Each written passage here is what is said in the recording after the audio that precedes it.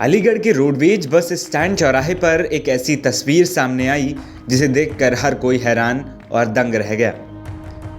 जहां एक मजबूर पिता कर्ज में डूबने के कारण इतना दुखी हुआ कि अपने जिगर के टुकड़े बेटे को 6 से 8 लाख रुपए में बेचने को मजबूर हो गया है। मजबूर पिता अपनी पत्नी, एक बेटी और बेटे के साथ चौराहे पर बैठकर बेटे को खरीदने की गुहार लगा रहा है। शख्स ने अपने गले में एक तख्ती लटका रखी है जिस पर लिखा है, मेरा बेटा बिकाऊ है, मुझे मेरा बेटा बेचना है। जब लोगों ने एक मजबूर पिता को बस स्टैंड पर इस हालत में देखा तो मौके पर भीड़ लग गई। लोग उससे सवाल जवाब करने लगे कि आखिर वो ऐसा क्यों कर रहा है।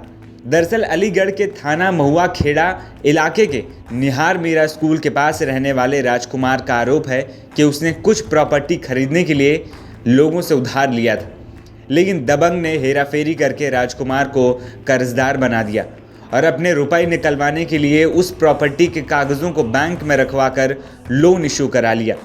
राजकुमार का आरोप है कि न मुझे प्रॉपर्टी मिली और न ही मेरे हाथ में रुपया बचा है।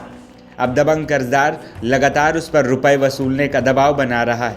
राजकुमार का कहना है कि वो अब इतना परेशान हो चुका है कि अपने बेटे को बेचने के लिए बस स्टैंड चौराहे पर अपनी पत्नी, बेटे और एक छोटी बेटी के साथ आकर बैठ गया है। पैसे में परेशान हो गया, मुझे दबंगों ने मार मार के घर से बाहर निकाला। मेरी टिर्री छिली, मजदूरी पे मैं किराए पे टिर्री चलाता था, अपने बच्चों का पेट पालना करता था। वो टिर्री छिली दबंगों ने मुझसे रोज टॉर्चर करते, मैंने थोड़ा थोड़ा करके उनको देने की कोशिश करी लेकिन उन्होंने लिया नहीं।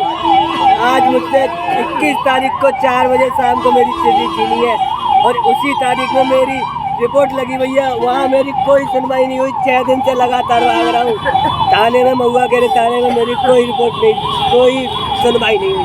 सुनवाई नहीं हुई तो फिर क्या करना चाह रहे हैं? अब मैं करना चाह रहा हूँ सर, मैं अपने बेटे को बेचना चाह रहा हूँ। क्या करूँ, मजबूरन मुझसे अच्छा रखेगा कोई, कम से कम अपनी बेटियों का पेट पालना तो कर दूंगा।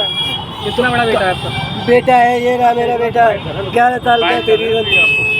कहाँ हैं आप? कहाँ बैठे हैं आप अभी? मैं इस समय कंपनी बाग चौराहे पर बैठा हूँ, बस स्टैंड के चौराहे पर। अच्छा, गले में आपने कुछ लटका रखा है, क्या लिखा है? बेटे का लटका रखा है, कोई मेरा बेटा बिकवा दो, कोई मेरा बेटा बिकवा दो, मुझसे अच्छा लगेगा, बेटा बिकवा दो। कौन कौन लोग बैठा रखे हैं आपने यहाँ पे साथ? मैंने अपनी घरवाली और बेटी और दोनों, एक बेटा ये बेटा रखा है।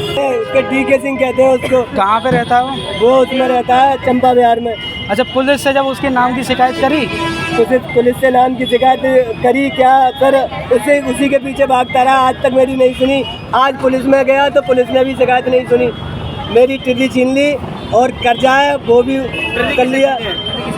टिर्री चंद्रपाल ने छीनी मेरे से। तो कब तक बैठे रहोगे यहाँ? क्या करूँ सर, जब तक बैठा रहूँगा, जब तक मुझे न्याय नहीं मिलेगा, जब तक बैठा रहूँगा मैं यहीं पे। राजकुमार की पत्नी भी अपने आंसुओं को रोक नहीं पा रही। पति और बच्चों के साथ बस स्टैंड पर बैठी पत्नी रो रो कर अपने साथ हुए अन्याय को बयां कर रही है। कितना बड़ा बेटा आपका?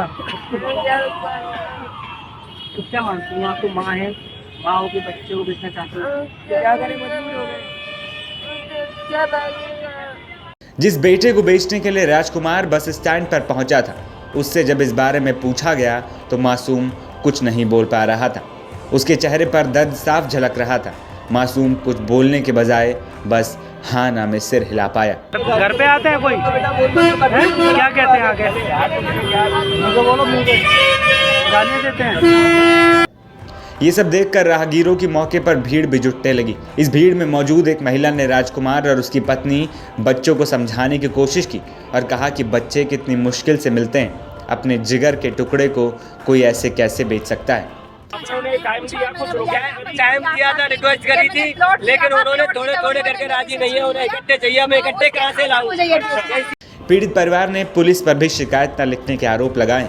वहीं करीब घंटे भर बाद मौके पर थाना गांधी पार्क पुलिस पहुंची और राजकुमार और उसके परिवार समेत।